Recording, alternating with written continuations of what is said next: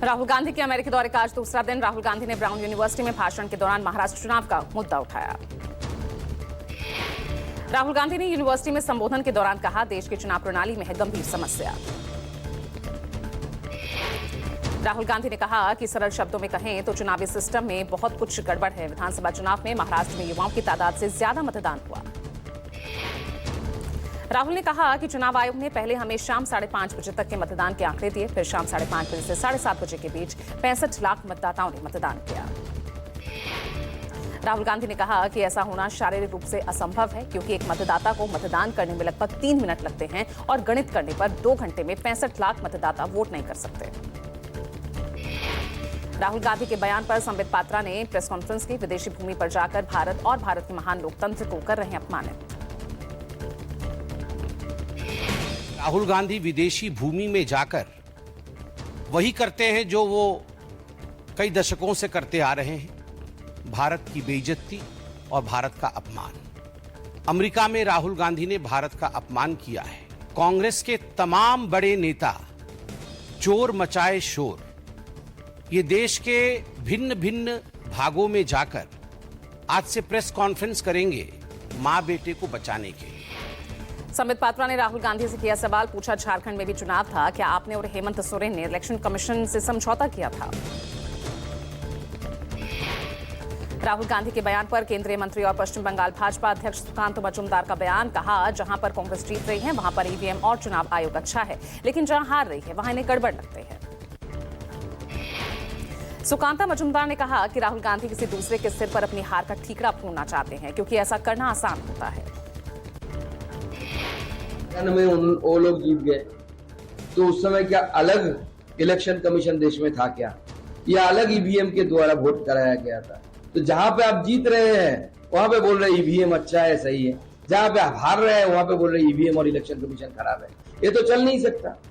आज राहुल गांधी जी अपना हार का ठीकरा किसी दूसरे के सिर पे फोड़ना चाहते हैं, क्योंकि ये बहुत आसान होता है, लेकिन बहुत ही डिफिकल्ट होता है कि अपने ऊपर जिम्मेदारी लेना है। मेरे लिए हारी है पार्टी, ये जिम्मेदारी लेना बहुत कठिन होता है।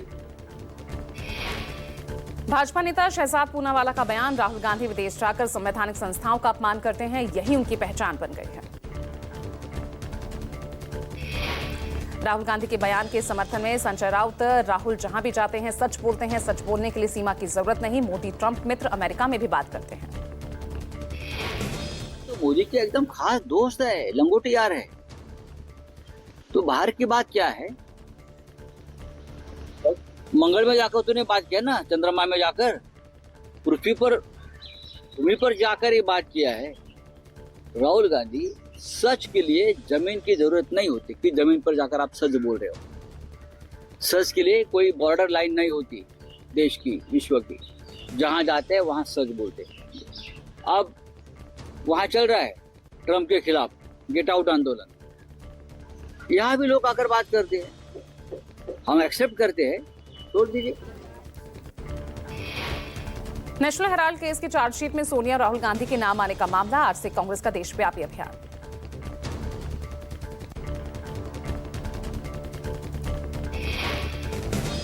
आज से 24 अप्रैल तक हर राज्य की राजधानी में पार्टी करेगी 57 प्रेस कॉन्फ्रेंस, लोगों को बताएगी राहुल और सोनिया गांधी की सच्चाई। कांग्रेस 30 मई तक चलाएगी अलग अलग अभियान, नेशनल हेराल्ड मामले में उठाएगी सवाल। पश्चिम बंगाल में आपातकाल लागू करने की मांग वाली याचिका पर सुप्रीम कोर्ट सुनवाई कर रहा था। इस दौरान जस्टिस गवई ने टिप्पणी की। जस्टिस गवई ने कहा, हम पर आरोप लग रहा है कि हम कार्यपालिका के अधिकारों में दखल दे रहे हैं।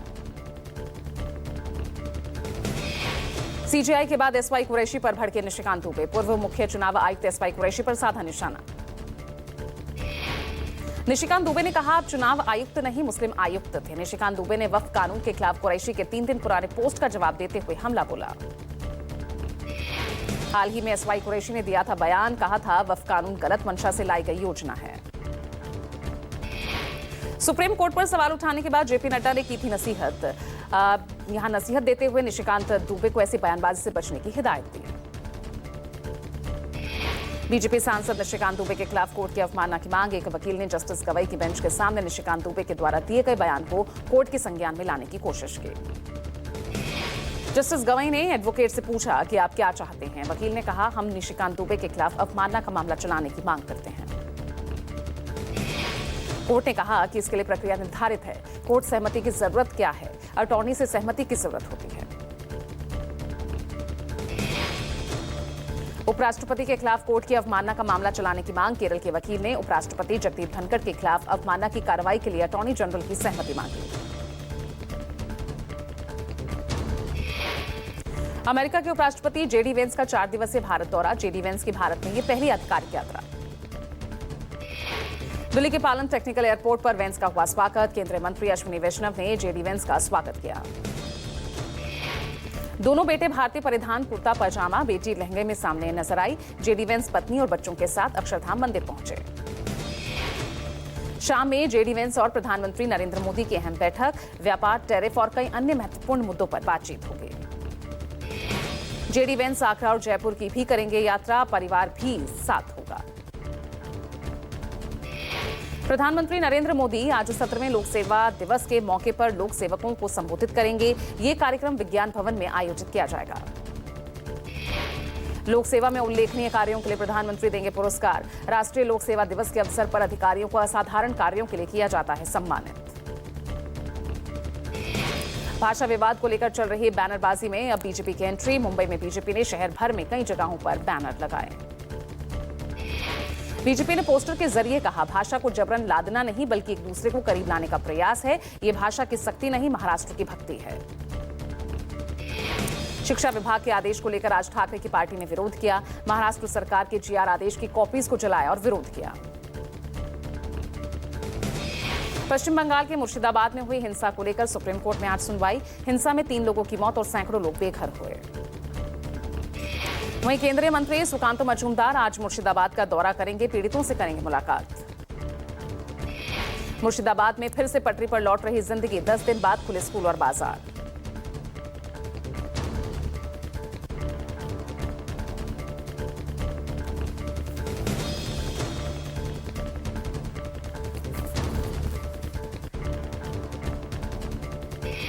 बंगाल हिंसा पर सियासत जारी। आज मुर्शिदाबाद जाएंगे सुकांत मजूमदार। हिंसा प्रभावित इलाकों का दौरा करेंगे। 3 दिन पहले राज्यपाल और एनसीडब्ल्यू ने किया था हिंसा प्रभावित इलाकों का दौरा। पीड़ितों से मिलकर जाना था हाल। दिल्ली दौरे पर सीएम विष्णुदेव साय गृह मंत्री अमित शाह से मुलाकात करेंगे। भारतीय न्याय संहिता पर हो सकती है अहम चर्चा। दिल्ली के नॉर्थ ब्लॉक में शाह और सीएम विष्णुदेव साय की होगी बैठक। राज्य में 3 नए आपराधिक कानूनों के क्रियान्वयन पर मीटिंग करेंगे। बैठक में राज्य में कानून व्यवस्था की स्थिति, न्याय प्रणाली में सुधार, प्रस्तावित विधायी बदलावों में हो सकती है बात। बीजेपी ने दिल्ली नगर निगम चुनाव के लिए मेयर और डिप्टी मेयर पद के नामों का ऐलान किया। मेयर के लिए सरदार राजा इकबाल, डिप्टी मेयर के लिए जय भगवान यादव के नाम का ऐलान। दिल्ली में इस बार मेयर चुनाव नहीं लड़ेगी आप। आतिश ने कहा, तोड़फोड़ के बाद बीजेपी को एमसीडी में बहुमत, चलाएं ट्रिपल इंजन सरकार। भारतीय जनता पार्टी देश भर में जहां जहां चुनाव हारती है वहां वहां पर साम दाम दंड भेद, चाहे डराकर, धमकाकर या लालच के माध्यम से पिछले दरवाजे से सरकार बनाने की कोशिश करती है। सौरभ भारद्वाज ने भी कहा, मेयर के चुनाव में आप अपना कैंडिडेट नहीं उतारेंगे। दिल्ली में 4 इंजन की सरकार है। चौथा एलजी है जो कभी कभी चलते हैं, कभी बंद हो जाते हैं। के चुनावों की बात है, तब से भारतीय जनता पार्टी के मन में बेईमानी है। आम आदमी पार्टी जोड़ तोड़ की, लेन देन की, खरीद फरोख्त की राजनीति नहीं करना चाहती। ये हमारे काम नहीं है। भारतीय जनता पार्टी केंद्र में है, दिल्ली में है, एलजी इनके हैं, ये एमसीडी में भी आ जाए। जम्मू कश्मीर के रामबन में बादल फटने के बाद राहत बचाव अभियान जारी। तबाही के 24 घंटे बाद जगह जगह बर्बादी का मंजर देखने को मिल रहा। अब तक 3 लोगों की मौत, 100 से ज्यादा लोगों को रेस्क्यू किया गया। भूस्खलन के कारण जम्मू श्रीनगर हाईवे बंद। तबाही के चलते कश्मीर घाटी में भी आज स्कूल बंद। भूस्खलन के कारण जम्मू श्रीनगर हाईवे बंद होने के चलते पैदल यात्रा करने को मजबूर यात्री। झारखंड के बोकारो में सुरक्षा बलों और नक्सलियों के बीच मुठभेड़। सूत्रों के हवाले से खबर, मुठभेड़ के दौरान 8 नक्सली ढेर। बोकारो के जंगलों में नक्सलियों और सुरक्षा बलों के बीच जमकर गोलीबारी हुई। सुरक्षा बलों ने नक्सलियों के पास से एक SLR-2 इंसास राइफल और एक पिस्टल बरामद की। आरा में हुई वारदात पर तेजस्वी ने ट्वीट कर नीतीश सरकार पर हमला बोला। कहा, बिहार में कानून व्यवस्था ध्वस्त, सरकार का इकबाल खत्म। जम्मू कश्मीर सरकार के स्वास्थ्य मंत्री सकीना इट्टू ने मध्यरात्रि में GMC एसोसिएटेड अस्पताल राजौरी का दौरा किया। बुनियादी सुविधाओं को लेकर जानकारी ली। स्थानीय लोगों की शिकायत पर सकीना इट्टू ने अस्पताल का दौरा किया। बुनियादी दवाओं की अनुपलब्धता, डॉक्टर्स की अनुपलब्धता, प्रशासन के ढीले नियंत्रण की शिकायत की गई थी। गाजियाबाद NH9 पर 8 किलोमीटर लंबा जाम। मेरठ से दिल्ली नोएडा आने वाले सैकड़ों वाहन फंसे। पीक आवर में जाम लगने से स्कूल, कॉलेज, दफ्तर जाने वालों की परेशानी बढ़ी। एक्सीडेंट में मौत के बाद परिजनों ने हाईवे पर शव रखकर रोड जाम किया। परिवार का आरोप, जिस वाहन से एक्सीडेंट हुआ वो भी पकड़ा नहीं गया। जाम खुलवाने में जुटी गाजियाबाद और नोएडा पुलिस। दिल्ली जाने वाली लेन पर विजयनगर तक कई किलोमीटर वाहनों की कतारें लगी। कर्नाटक के पूर्व डीजीपी की हत्या से मचा हड़कंप। बेंगलुरु स्थित आवास में खून से लथपथ मिली लाश। पूर्व डीजीपी ओम प्रकाश के शव पर चाकुओं से कई घाव किए। बिहार के चंपारण के रहने वाले डीजीपी की 3 मंजिला मकान के भूतल पर शव मिला। पुलिस मामले की जांच में जुटी। Retired DGP Om Prakash murder case, home minister जी परमेश्वरा ने कहा, जांच जारी है, किसी को अरेस्ट नहीं किया गया, पत्नी से पूछताछ की जा रही है। यूपीपीएससी की PCS 2024 परीक्षा को लेकर इलाहाबाद हाईकोर्ट में आज सुनवाई। फाइनल आंसर्स की जारी करने को लेकर जानकारी देनी होगी। कोर्ट ने पिछली सुनवाई पर लोक सेवा आयोग से जवाब मांगा था। आशुतोष पांडे समेत दर्जनों अभ्यर्थियों ने दाखिल की याचिका। आयोग ने आंसर की जारी कर अभ्यर्थियों से आपत्तियां मांगी थी। सोने के दाम में अब तक का सबसे बड़ा उछाल। 24 कैरेट 10 ग्राम सोने की कीमत 1 लाख के पार। मुंबई के जावेरी बाजार में 24 कैरेट 10 ग्राम सोने की कीमत हुई 1,01,000 रुपए। सोने की कीमतों में अब तक का सबसे बड़ा उछाल। उछाल के साथ खुला शेयर मार्केट। निफ्टी 24,000 के पार, सेंसेक्स 79,000 के पार, बैंक निफ्टी भी पहली बार 55,000 के पार। औरंगाबाद में बिजली का बिल देखकर शख्स को करंट लगा। 1 महीने का 3,07,77,000 का बिजली का बिल आया। बिल में सुधार के लिए बिजली विभाग के अधिकारियों का चक्कर काट रहे व्यक्ति। महज 3 कमरों के मकान का 3 करोड़ से ज्यादा का बिल। बिजली के बिल की शिकायत करने पर बिजली कर्मचारी ने आश्वासन दिया। कहा, बिल में सुधार करके रसीद दी जाएगी। बिजली विभाग ने अब तक कोई सुध नहीं ली। राजकोट के भावनगर हाईवे पर 2 कार टकराने से आग लगी। हादसे में 3 की मौत, घायलों का अस्पताल में इलाज जारी।